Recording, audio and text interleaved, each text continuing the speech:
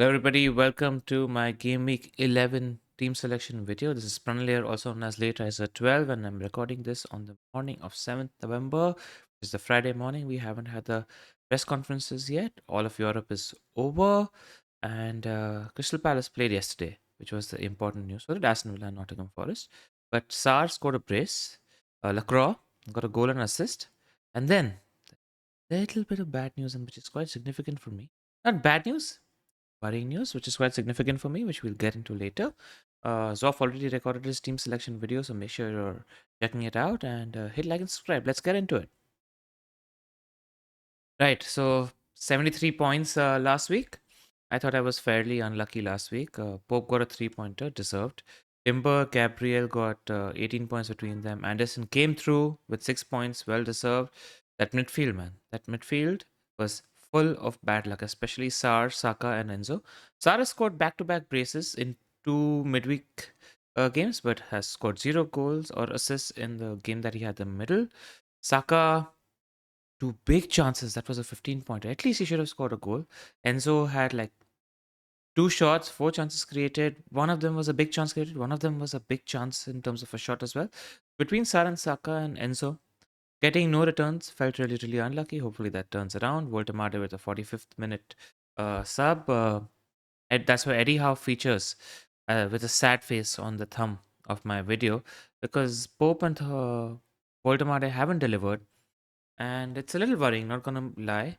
That said, Eddie Howe did backtrack in the middle of the week, saying that it was a little bit of exhaustion for Voltemade, which is why he protected him, and it was one of the worst performances he's seen from the entire team in the first half against West Ham, which is why he said that could have been anybody that could have subbed off. So we're hoping that Walter gets a game before we sell him in week 12.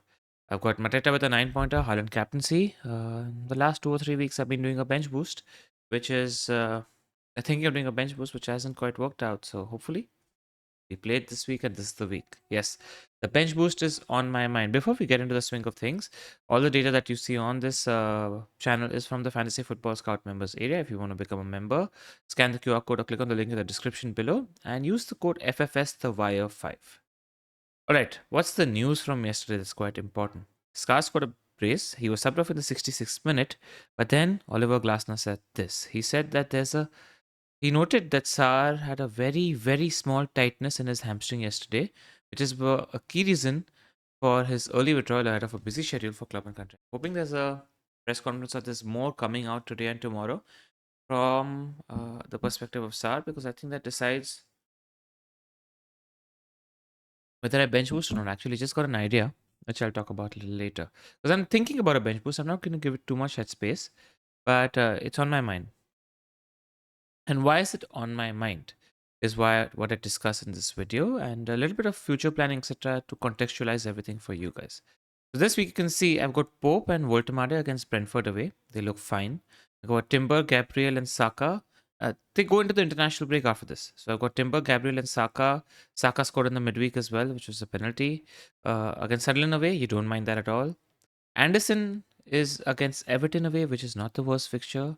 Saar and Mateta, Brighton at home, good fixture. Enzo Fernandez is Wolves at home, good fixture. Semenyo is Aston Villa away, not a bad fixture. Senesi is Aston Villa away. Yes, it's not the best fixture for clean sheet odds, but I think I like the matchup for DEFCON. And I just generally like the fact that Aston Villa played in Europe, earlier. And then I'll just explain to you guys. I've got Haaland, who's currently my captain against Liverpool at home. I just don't trust anybody else at the moment. Saka could make his way.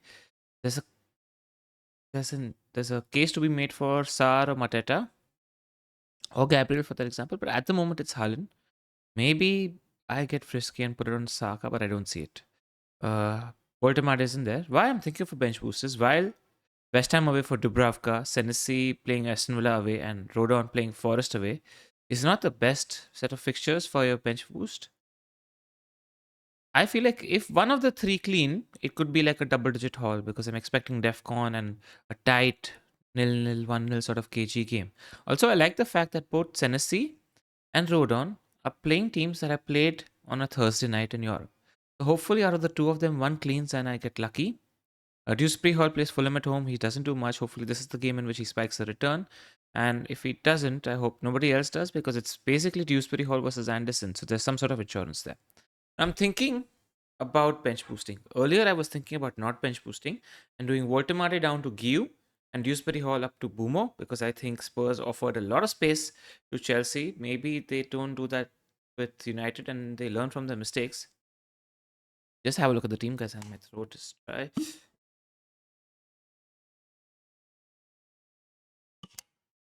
They offered a lot of space, right, to United. And after watching that game, I was like, I need Boomo, I need Bruno. But that I came to my conclusion in terms of what I want to do with my team by the time Tuesday came around. And by the time Tuesday came around and I went, click the buttons and see if it's possible, I was 0.1 million short because on Monday night, Mbumo rose. Maybe it's a blessing in disguise. Maybe it's just meant to be that I bench boost, which we'll talk about a little later. Now, what is the future planning that's required that's quite important is A, we are going to be using a free hit in one of the weeks between game week 12 to 18. Okay. I'm think there's a decent case to use it in game week 13. We spoke about the free hit windows at length on the pod on Wednesday with Pras. Check it out. The idea is you'd free hit when either you plan it like something like in game week 13 where Arsenal play Chelsea. So you have a tough fixture there. United play Crystal Palace. So if we have assets from United, Crystal Palace, Arsenal, Chelsea, which is the case for most of us, we're sort of riding out their two tough fixtures, and we get to triple up on Man City, who have the first fixture in that game week, and we maybe get some news, and they play Leeds at home, Manchester City. So that's a good game. And then Liverpool play West Ham away as well. So you get Salah +2 in this game for Liverpool. There's some other games to target as well. City have a good run. They have a good run at 14, 15 as well. You could, use the free hit chips in any of these weeks. You could use the free hit and chip in one of those weeks where you're forcing rotation or you're getting the whim that somebody like Haaland or Salah might get rotated. Then you use the free hit chip then as well. So to be decided, I'll speak about the free hit chip at length. But the future planning is, I think it's time for Voltemata to go. He's not looked the best. He's not getting a high volume of shots. And he's got tough fixtures now. After Brentford away, he's got City at home, Everton away. After that, he's got Spurs and Burnley at home, which is not the best in Sunderland. But I just think that I want a midfielder, an attacking midfielder. Why? Because look at Liverpool's fixtures. They've got Nottingham Forest at home, West Ham away, Sunderland, Leeds, Brighton. You want Liverpool attacker. Soboslai is putting his name into the ring and Bukayo Saka is there as well.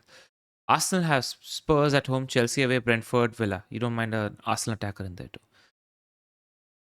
City have Newcastle away, which is a tough fixture, but after that they've got Leeds at home, Fulham, Sunderland. If I'm not free hitting, the likes of Foden, who was really, really good midweek, I must tell you, Shirky are throwing the names into the mixer. And then there's Manchester United. Where's Man United? Can I find you, Man United? Yes, there is. After game week 12, they have Everton at home. Then they've got Palace away, which is a potential free hit opportunity. Then they've got West Ham, Wolves, Bournemouth. Good fixtures for United midfielders as well. I just think whether it's Saka, Salah, Cole Palmer could be fit as well. And Chelsea's fixtures look decent game week 12 onwards as well. They've got Burnley away, Arsenal at home, Leeds, Bournemouth. Palmer could be fit by the time Leeds away in game week 14 is there. Then he's got decent fixtures. Leeds away, Bournemouth away, Everton home, Newcastle away, Aston Villa, Bournemouth home. So whichever way I look at, I think the likes of Palmer, Salah, Soboslai, Bruno Fernandes, Bryan Mbeumo, Cunha are going to be in the picture this week onwards.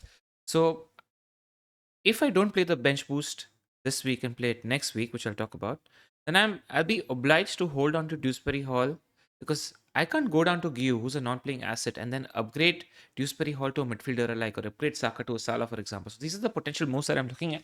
I don't want to be held back, even though the fixtures for Game Week 12 from a bench boost perspective look slightly better, which we'll talk about. Look at this. Just looking at solo numbers, this is Carte Blanche. Who are they recommending for the next 6 game weeks? And the guys up there are the guys who are on my radar. Salah, Saka, Fernandes, Bumo, Cunha. What? Soboslai, Sar, Foden. What stands out? There's no striker out here that I'm targeting for the next few fixtures. Which is why I do want to make the structural shift from 3-5... 3-4-3/4-3-3 to 2 strikers, which means I have like a 4-4-2 or a 4-5 or I have a 3-5-2 or a 4-5-1, right? Something of that sort. Basically, I want to dead end one striker spot. That's the future planning, and which is why I want to make the move, which is why I probably bench boost so that it doesn't hold me back. Otherwise, what do? I bench boost in something like Gameweek 18, where the easier teams have nice fixtures, which I'll talk about in the future.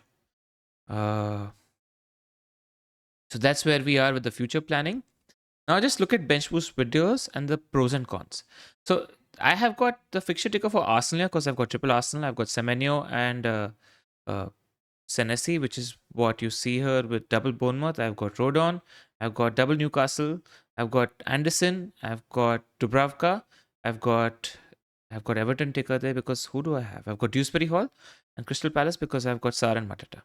Now, if you see, the fixtures aren't the best, and Burnley and Leeds United tend to keep clean sheets at home. They haven't kept a single clean sheet between both of them combined away.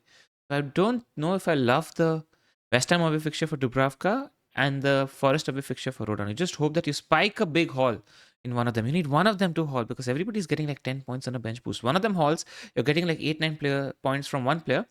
Then you get 3, 2, 2, and you're spacking 15 plus points on a bench. The reason I'm saying is Game Week 12 is an option is because look at Arsenal, they've got Spurs at home. Fine. My double Bournemouth has West Ham at home. Great. Rodon has Aston Villa away. Well, Aston Villa at home. Well, that's not the best fixture. It's at home against Aston Villa. Newcastle have City, which is not the best, but I'll probably lose Voldemade anyway. Fulham, Anderson has Sunderland at home. Burnley have Chelsea. Again, it's not the worst, best fixture actually. So 11 is just better than 12 because Burnley and Leeds United have tough fixtures. The other window that I really like for this, if you look at Burnley and Leeds fixtures, which are incongruent together, is Game Week 18. In Game Week 18, Leeds United have Sunderland away, which is not bad, and I can probably get a cheaper defender after AFCON from Sunderland as well, who will have Leeds United home. Burnley have Everton at home. So, Dewsbury Hall and